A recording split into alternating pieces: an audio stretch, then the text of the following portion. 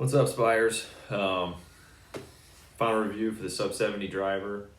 Um, I liked it. It's a good driver. It's got great sound and feel. Price point is perfect. Adjustability is crazy good. Didn't perform as well as my current gamer, but it's right up there. I think that's largely due to the shaft. So I'll touch on that later. But first of all, so we're talking about the basics.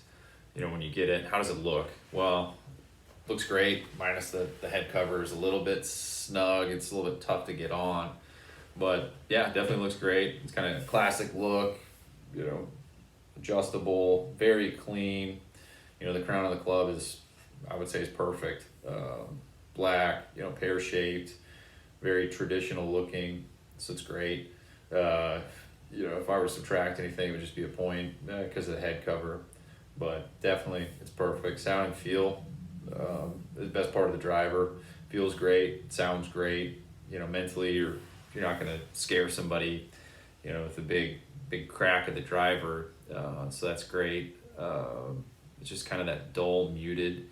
So it's very optimal sounding. Basic characteristics. It's spun a little bit more than my current driver. That's probably shaft related. So I have the Tensei Pro Orange 70TX, and the closest shaft I could get was a hazardous smoke, low launch, low spin. So the RPMs were a little bit higher on this club. So I'm not really comparing apples to apples, but in general, distances and the characteristics of the club per, your TrackMan optimization are right there. So I subtracted a few points for that.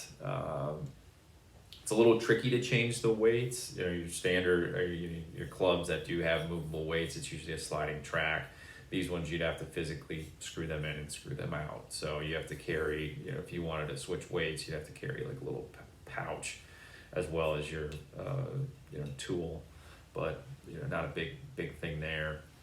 The on-course, I did the Rapsodo monthly challenge for October. It's a long drive competition where you get 3 shots. You're not able to toss any bad ones out. And, I hit 3 good shots with this club, kept it on the grid.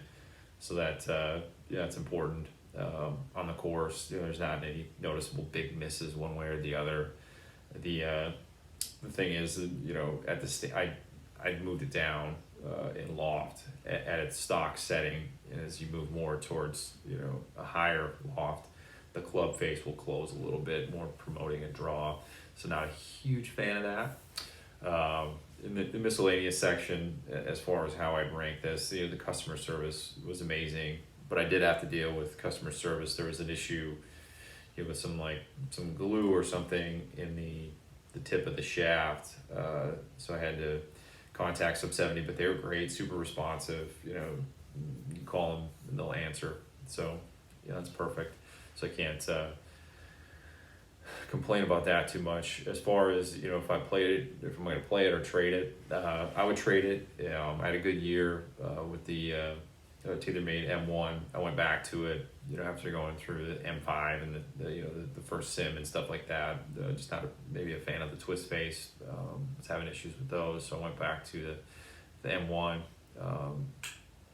and it worked for me. So if it's not broke, don't fix it. But I'd love to test this out with my gamer shaft. I think that would be probably something good to go to.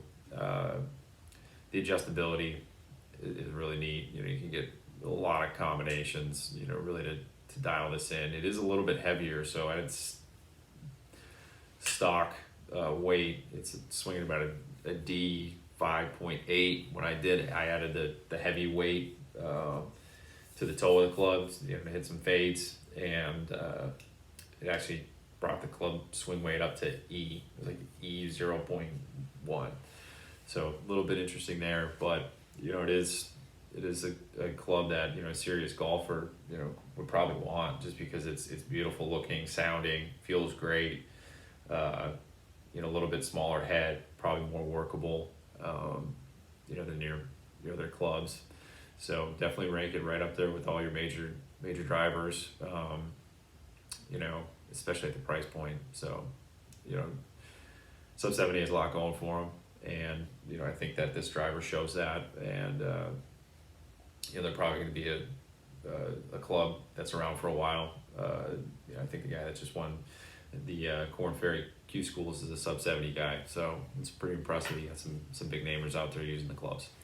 All right, thanks Sub70, thanks My Golf Spy. It was fun, enjoyed it. Go get yourself a Sub70 849 Pro. Looks, sounds, feels great. So, yep, thanks.